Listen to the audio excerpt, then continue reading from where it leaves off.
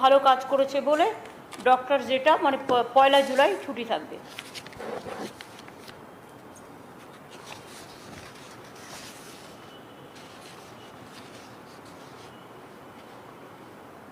জুলাই পর্যন্ত আমাদের যে রেস্ট্রিকশনগুলো ছিল, বাধ্যবাধকতা বিভিন্ন রাজ্যের বিভিন্ন ব্যাপারে কোভিডের জন্য, কোভিড মহামারীর জন্য, সেটা 15 জুলাই পর্যন্ত এক্সটেন্ড করা হচ্ছে। কিন্তু এর মধ্যেও মানে আমরা একটা অনেক লোককে সুযোগ দেওয়ার জন্য আমরা দেখছি যে কিছুটা হালকা করে দিলে কি হয়। রাত্রির টাইমটা যেটা 9টা থেকে ভোর 5টা পর্যন্ত স্ট্রিক্টলি প্রহিবিটেড ছিল, সেটা প্রহিবিটেড থাকবে। তখন এমার্জেন্সি ছাড়া কোনো কাজ হবে না।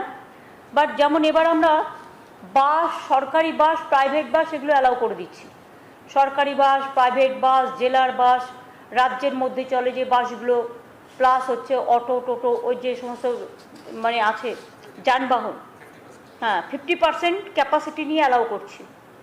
এবং vaccination of drivers and other staff, regular sanitization of vehicle and mandatory wearing of mask, এটা করা হচ্ছে বাই অল। এছাড়াও সেলুন এবং বিউটি পার্লার আজকালকার দিনে অনেকে ইউজ করে এবং অনেক ছেলেমেয়েরা চাকরি করে খায়, সেটাও অ্যালাউ হচ্ছে। ওপেন থাকবে 11টা থেকে 6টা, 50% seating capacity at a time, provided the employees, staff and customers have been vaccinated for COVID-19 and subject to regular sanitization.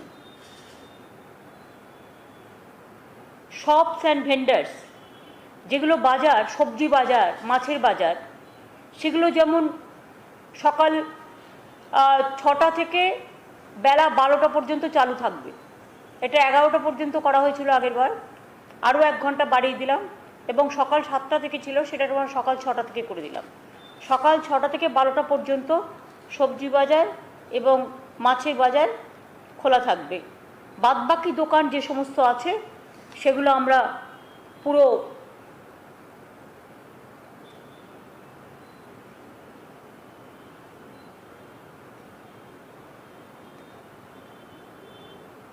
বাদবাকি সব দোকান আমরা 11টা থেকে 8টা পর্যন্ত করে দিয়েছি।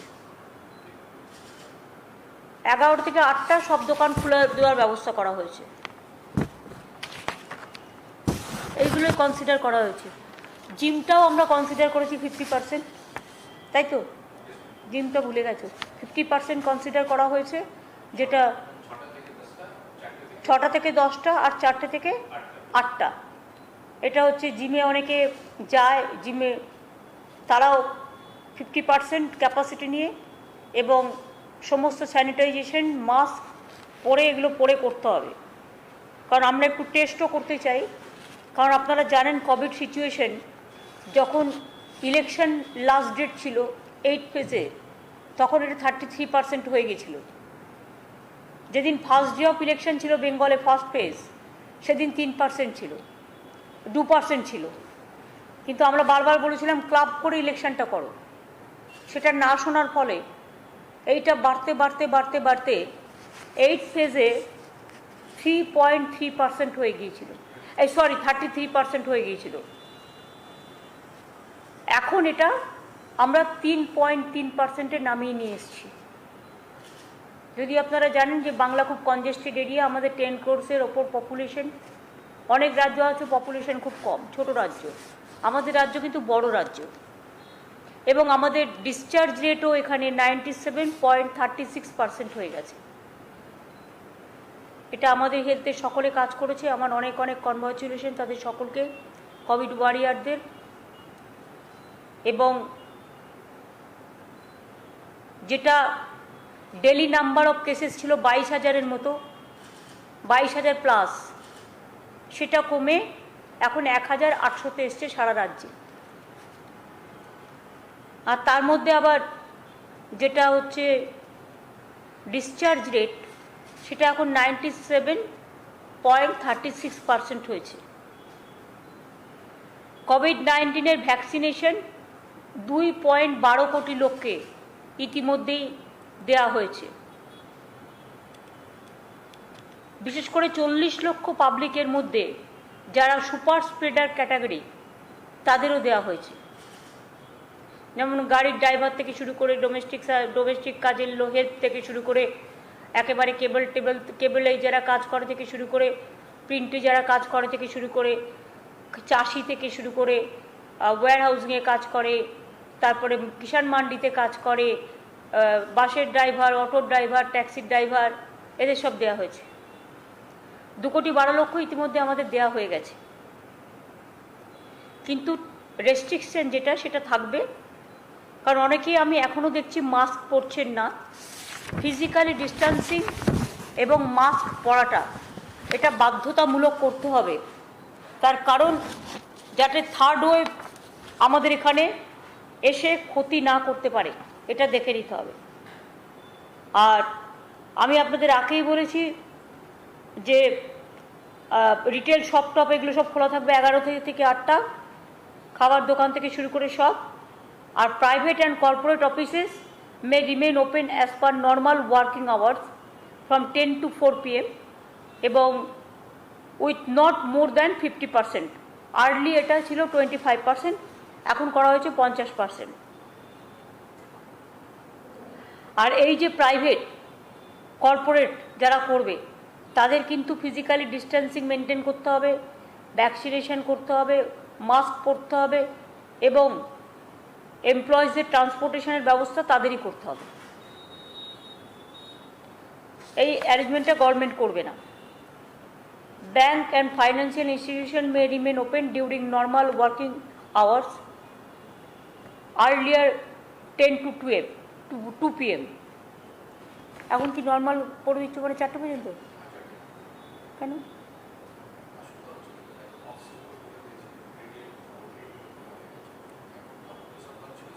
কিন্তু ওরা চাইছিল না এতটা। হ্যাঁ, এটা 10 to 2 থাকুক, কারণ একেবারে সব করা যাবে না, শেষকালে খুব তাড়াতাড়ি যদি আবার এটা বেড়ে যায়। সুতরাং দেখে নিতে হবে যে এমন কিছু আমরা করব না। আর আমরা এটা একটু ছেড়ে দেখছি যে এটা কি হচ্ছে, মাইনাস প্লাস কি, সেই দেখে আবার পরবর্তী পর্যায়ে ব্যবস্থা। এর উপরে কারো কিছু জিজ্ঞেস করার আছে?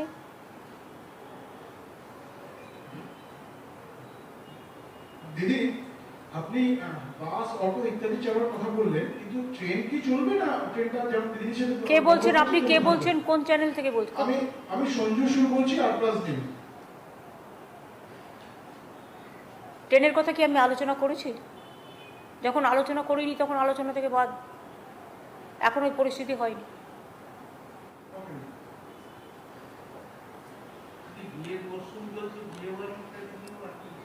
বিয়ের ওই তো 50 জন পর্যন্ত অ্যালাউ করা হয়েছে, তার বেশি নয়। পলিটিক্যাল, রিলিজিয়াস, কালচার এখনও মনে রাখবেন 20 পর্যন্ত allowed. It may be inside, it may be outside. কেউ কেউ আমি দেখছি ডিজাস্টার অ্যাক্টকেও মানছে না, গায়ের জোরে নিজেদের কাজ করছেন, তাদের বিরুদ্ধে গভর্নমেন্ট কিন্তু ডিজাস্টার আইনে অ্যাক্ট নেবে, তা আইন অনুযায়ী কাজ করবে। কারণ আইন কিন্তু সবার জন্য সমান, আমার জন্য যেমন সমান, অন্যদের জন্যও সমান।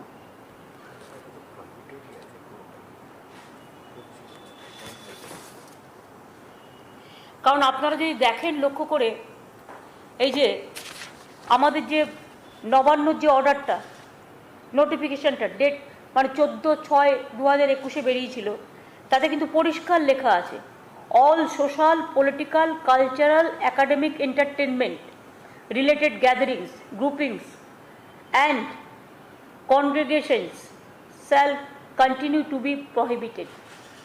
যার জন্য তৃণমূল কংগ্রেস অফিসে আমার বড় মিটিং ক্যান্সেল করে দিয়ে আমাকে 20 জনকে নিয়ে মিটিং করতে হয়েছিল। কিন্তু আমি এখন দেখতে পাচ্ছি কোনো একটা পলিটিক্যাল পার্টি তারা যেখানে ইচ্ছে ঢুকে যাচ্ছে এবং গাদা গাদা লোক নিয়ে ঢুকে যাচ্ছে, ডিজাস্টার আইন মানছে না। যারা মানবে না তাদের বিরুদ্ধে ডিজাস্টার আইন অনুযায়ী ব্যবস্থা নেওয়া হবে। দিদি, পলিটিক্যাল পার্টির কথা বললেন, 21শে জুলাই কি কোনো ভাবনা চিন্তা আছে? কারণ এখানে তো অনেক মানুষের আবেগ জড়িত। 21শে জুলাই আমরা এখনো ভাবিনি, আমরা ভেবে বলে দেবো। যেহেতু লকডাউন চলছে এবং 15ই পর্যন্ত তো আরও এক্সটেনশন হলো, সেজন্য পরে 6টা দিন আমরা হাতে পাবো, তাই ওটা ভেবে বলে দেবো। দিদি, একটা বিষয়, দেবাঞ্জন দেব এই ইস্যুতে কিছু বলবেন? কারণ এই বিষয়টি নিয়ে বিভিন্ন রকম অভিযোগ উঠছে। না না, বলে কি তাকে জনপ্রিয় করার দরকার আছে? বলে কি তার নামটা বারবার বলছেন কেন? যে চোর হয়, ডাকাত হয়, প্রতারক হয়, তাদের নামে পাবলিসিটি করতে নেই, প্রতারক হিসেবে বলবেন। তাহলে আমি বলবো যে এই প্রতারক যে ধরা পড়েছে, তার এত বড় সাহস, ঔদ্ধত্য, অহংকার, যে সে সমস্ত নকল করে, চিট করে। এটা তো সরকারের নয়, সরকারের ব্যাপারে কোনো ভূমিকা নেই, কারণ এটা সরকার করেনি। মানুষকে কখনো কখনো বুঝতে হবে। অনেকে আছে এসে বলে এই চিট ফান্ডে টাকা রাখুন, মানুষ, সাধারণ মানুষ, সহজ সরল মানুষ রেখে দেয়, ফলে কিন্তু টাকাটা ফেরত পায় না, চিটার পালিয়ে যায় চিট করে। এরকম কিছু কিছু লোক আছে দেখতে সুন্দর এবং তারা সেজে গুজে টিপটাপ থাকে এবং তারা প্রতারণা করে বেড়ায়।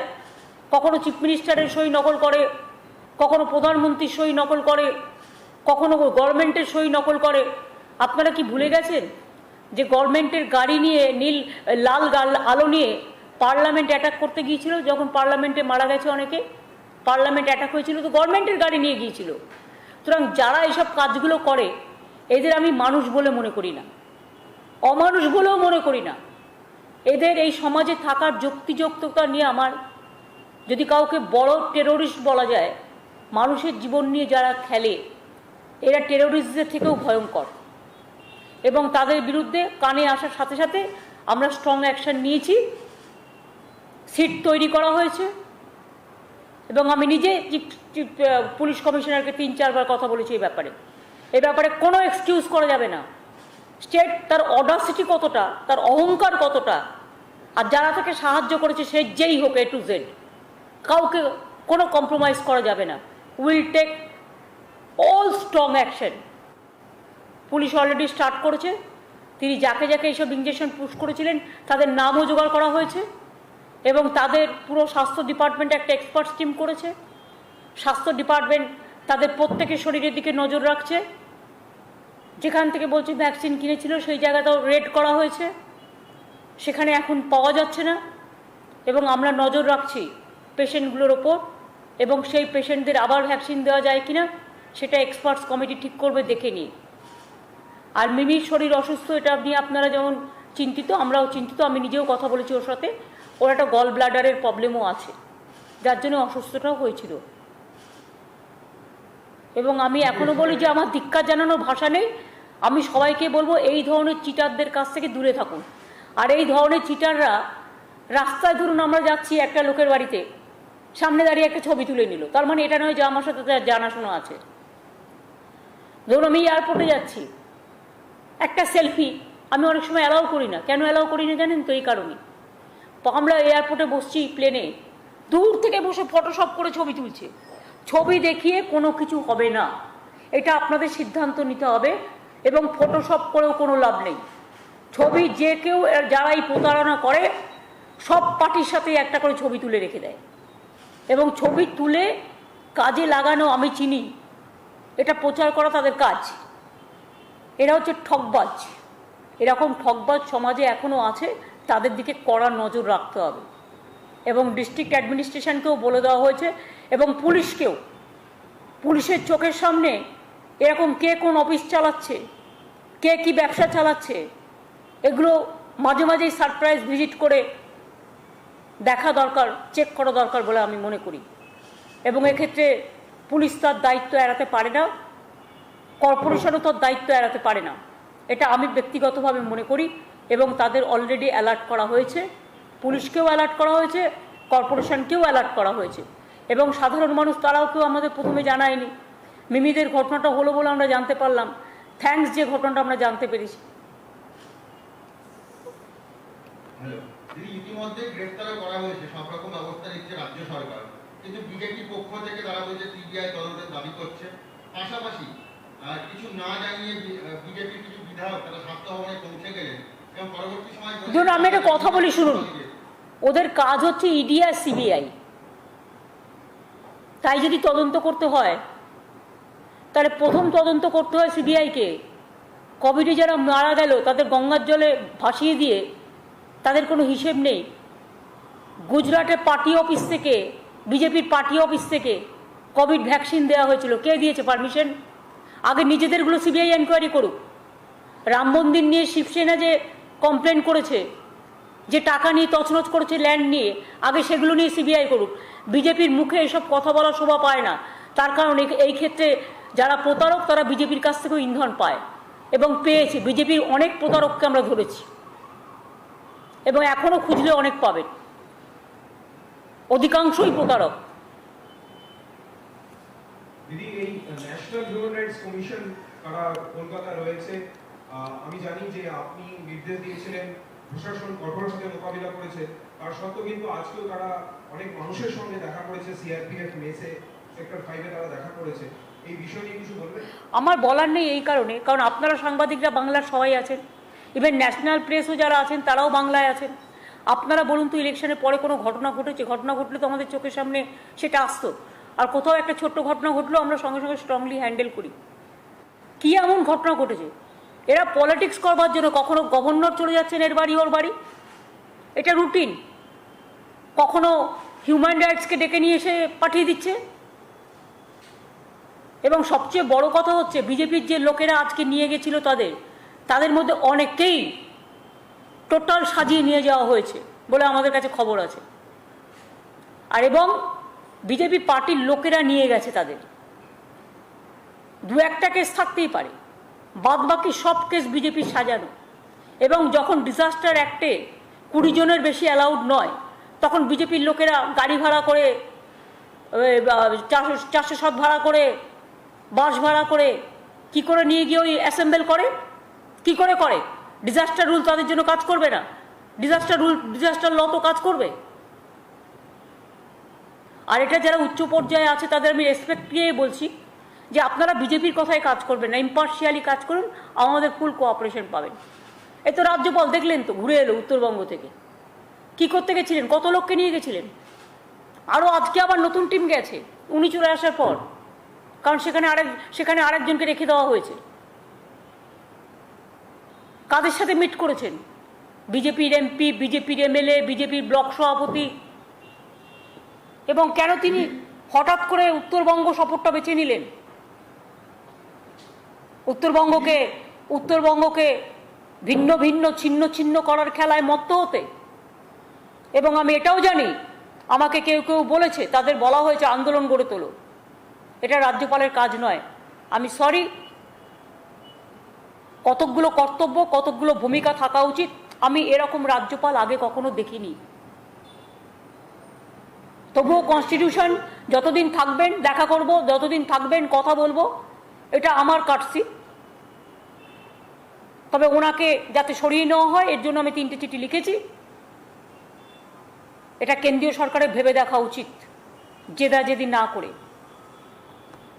হ্যাঁ বলুন। যেভাবে রাজ্যপাল যেভাবে জিটিএ সম্বন্ধে কথা বলেন এবং তিনি বলছেন ক্যাবকে দিয়ে তদন্ত করানো উচিত, ওনার তদন্তটা আগে করানো উচিত। ওনার তদন্তটা তো আগে করা উচিত। কত লোক গেছে, কত টাকা খরচা হয়েছে, গভর্নর হাউসটা কি হয়েছে, কোন কোন লোক রেগুলার যাচ্ছে, আগে তো এই তদন্তগুলো হওয়া উচিত। জিটিএ তো অলরেডি আমাদের ফাইন্যান্সিয়াল ইন্টারনাল অডিট তো তদন্ত করেছে। আপনারা বিমল গুরুংয়ের সময় দেখেননি যে আমরা তখন বলেছিলাম তদন্ত হবে? তদন্ত হয়েছে। ক্যাগই করতে হবে তার কি মানে আছে? বেঙ্গল গভর্নমেন্ট নিজেরা ফাইন্যান্সিয়ালি ইন্টারনালি করতে পারে না? আর ওখানে দার্জিলিংয়ের উপরে তো রাগ কেন? জিটিএ থেকেও করে খাবে নাকি বিজেপি? ওনার যা ইচ্ছে উনি তাই বলবেন, যা ইচ্ছে তাই করবেন, এটা আমি মেনে নেব না। কথা বলবো, ফোন করলে কথা বলবো, দেখা করতে চাইলে দেখা করব, সেটা কাটছি আদার দিক। কিন্তু এইভাবে এরকম ডিকটেট করা গভর্নর, প্রত্যেককে ডিকটেট করে বলে দিচ্ছে এটা করতে হবে। একটা অফিসারকে বলে দিচ্ছে ক্ল্যারিফাই করো, একটা অফিসারকে ফোন করে থ্রেট করছে, you are under scanner, you are under threat,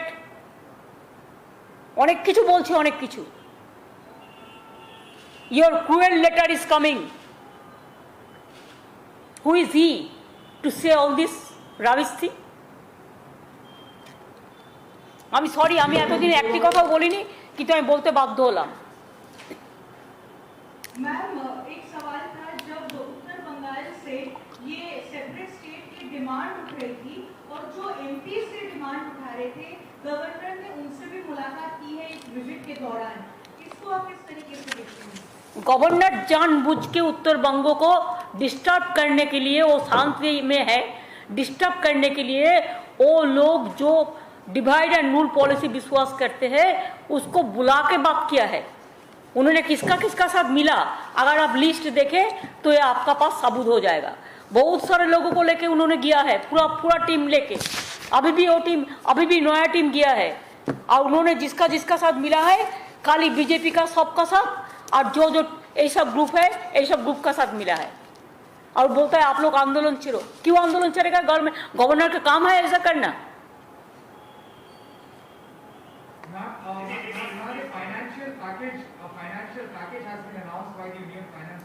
I am not talking anything about it. I will ask, please give GST free vaccination and medicine, the equipments first. And number 2, vaccination should be for all, universal. First give the vaccination. Then they say something, but they never implement it. That's why I don't comments about their situation. Ma'am, where everyone was asking for relief, they are giving credit. 1.1 lakh crore credit they are offering. It's not a relief package. They are calling it a relief package, but more, it's like a credit. People can borrow it, but people also have to return it. It's not a relief. That's why instead of giving the discredit, instead of giving the credit to the people, they are giving credit for discredit. दीदी, governor जब गए थे तो सुनने में आ रहा है 40 से 50 लोग गए थे, 15 से 20 गाड़ियां गई थी, वो भी सरकारी खर्चे थे। इस पर कुछ कहेंगे? आप लोग तो सांबादिक है, जर्नलिस्ट है, आप ढूंढ के बेर करो ना, कौन कौन गया था, क्यों गया था, कहाँ से कहाँ घूमा, कौन कौन आया, फिर आज भी कौन लोग गया, उसको पहले 3 दिन दिल्ली में रह के आया, कितना लोग गया, क्या क्या किया, उधर से गुड़गांव का क्यों गया, पूरा आप लोगों ने छानबीन करके देखो।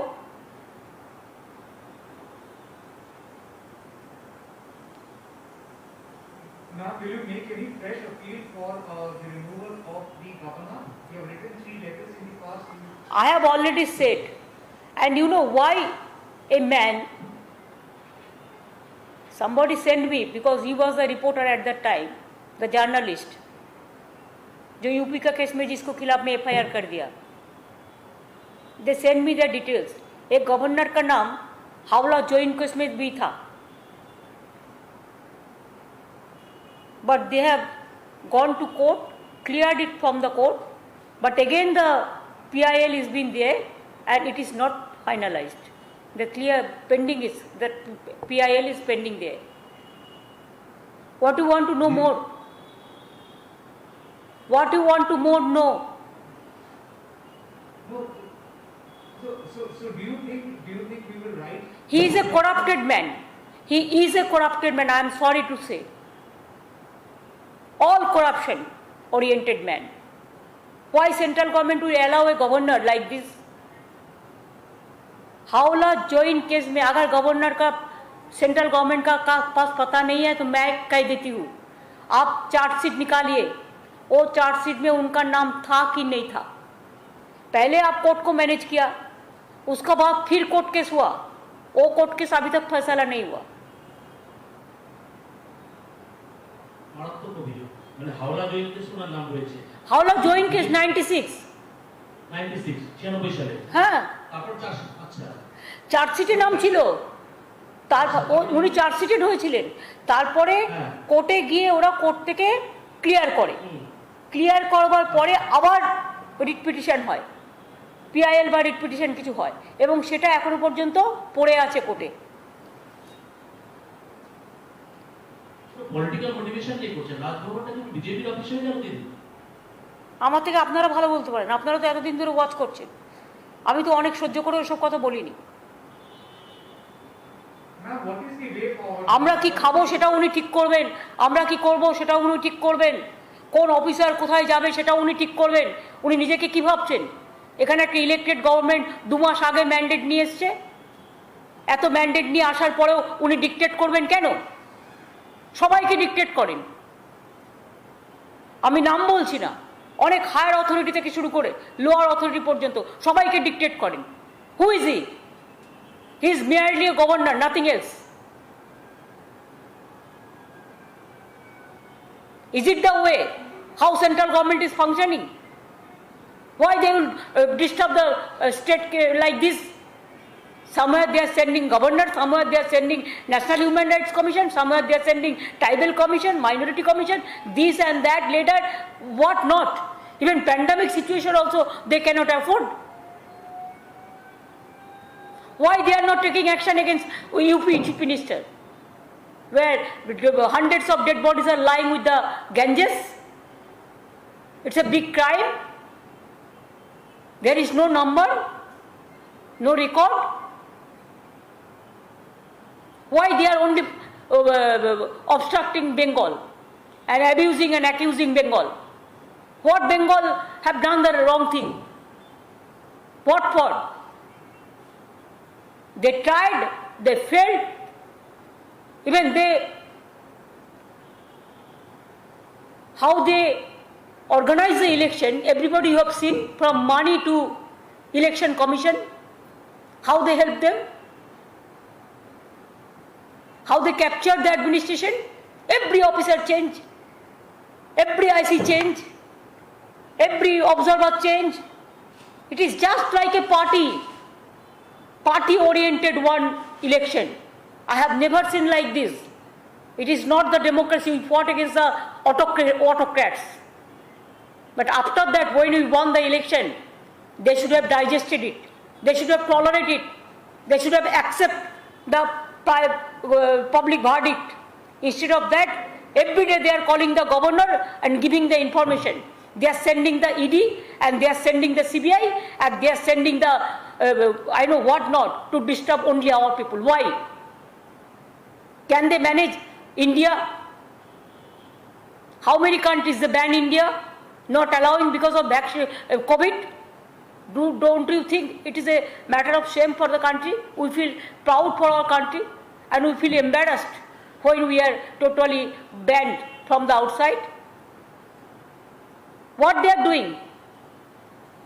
Except the election and to capture the election and rigging and sometimes to fight, to play the dirty game through this social network.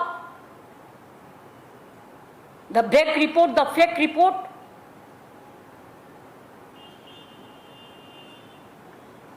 They cannot tolerate a journalist who have written something against of them. FIR has been lost against of him also. What they think? I am sorry to say, nowadays the media became very weak. Otherwise, if all the media should have done the right thing, I think you can save the democracy. The judiciary, the media, these two can save the democracy. Otherwise, India will lost everything.